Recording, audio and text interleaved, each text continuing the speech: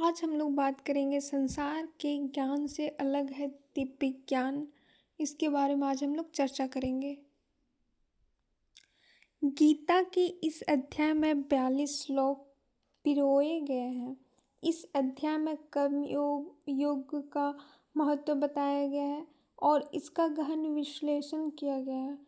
भगवान श्री कृष्ण कहते हैं कि जो व्यक्ति गृहस्थाश्रम में रहकर अपने सभी कर्म निर्लिप्त भाव से संपन्न करता है वह सबसे श्रेष्ठ कर्मयोगी है।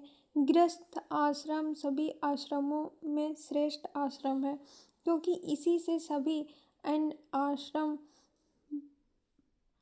ब्रह्मचर्य वानप्रस्थ व संन्यास आश्रम बनते फलते और फलीभूत होते हैं। क्योंकि गृहस्थ आश्रम ही वह आश्रम है जो हमें ब्रह्मचर्य वानप्रस्थ और संन्यास आश्रम वर्ण करने के योग्य बनाता है। अंततः हम गृहस्थ आश्रम के माध्यम से ही उत्पन्न होते हैं। विद्यार्थी जो एक तरह से अभी ब्रह्मचर्य आश्रम का पालन कर रहे हैं, इस अध्याय में मौजूद कर्मयोग की शिक्षा को जीवन में उतारकर सामाजिक और राष्ट्र जीवन के लिए उपयोगी हो सकते हैं। इस अध्याय में भगवान श्री कृष्ण रणभूमि में अर्जुन को दिव्य ज्ञान का उपदेश देते हुए कहते हैं, दिव्य ज्ञान का उपदेश मैंने सूर्य को दिया था। विश्वान सूर्य ने यही ज्ञान अपने पुत्र मनु को दिया। मनु ने अपने पुत्र इक्ष्वाकु को दिया। अधिक समय बीत जाने के कारण वह लुप्त प्राय हो गया। वही दिव्य ज्ञान आज मैं तुम्हें दे रहा हूँ। हे अर्जुन, तुम मेरे मित्र और भक्त हो, निर्मल मन वाले हो, अतः दिव्य ज्ञान पाने योग्य हो। अर्जुन अभी तक कृष्ण को समझदार सखा ही मान रहे थे, अतः आचार्य से कहा, हे कृष्ण, आप तो इस युग में हैं, तो सूर्य तो कल्पों पूर्व से है, फिर सूर्य को आपने यह ज्ञान कैसे दिया?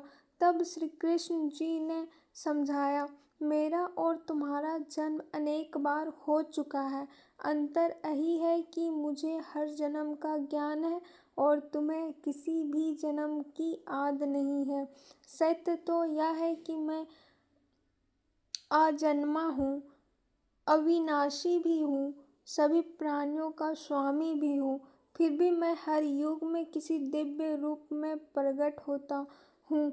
मैं अवतार तभी धारण करता हूँ तब संसार में धर्म की हानि होती है, अधर्म बढ़ जाता है।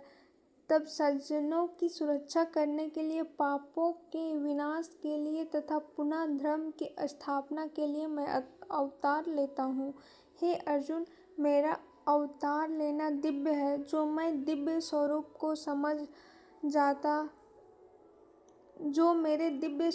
को समझ जाता है वह जन्म मरण के चक्र से मुक्त हो जाता है। सत्य, रज और तम तीनों गुणों से युक्त यह सृष्टि मेरे द्वारा ही बनाई गई है। फिर भी किसी कर्म फल का बंधन मुझे नहीं बांधता। इस सत्य को जो जान लेता है वह निष्काम कर्म करता है, वह भी बंधन मुक्त हो जाता है।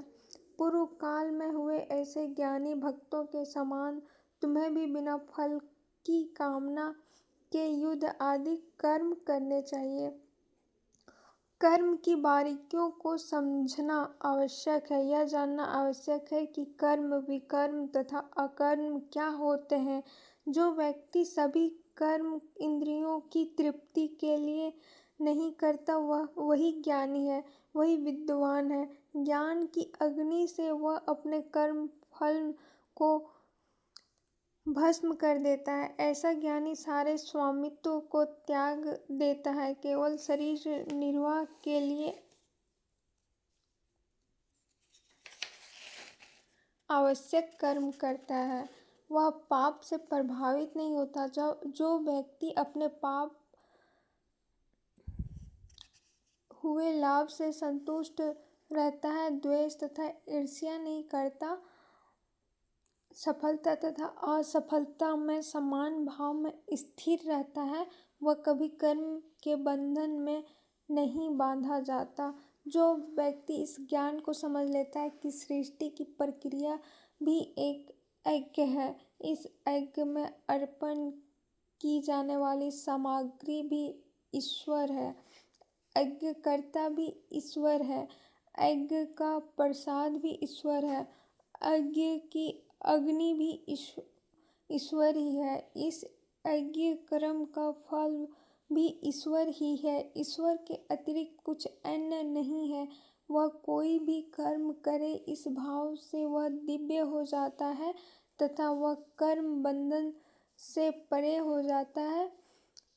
प्रिय पार्थ, जो व्यक्ति अपनी इंद्रियों को वश में कर लेता है उसे सब साधन सहज ही प्राप्त हो जाते हैं। कुछ भी जानने, समझने या सीखने के लिए व्यक्ति के मन में श्रद्धा होनी आवश्यक है, तभी वह गुरु के वचनों पर विश्वास करेगा।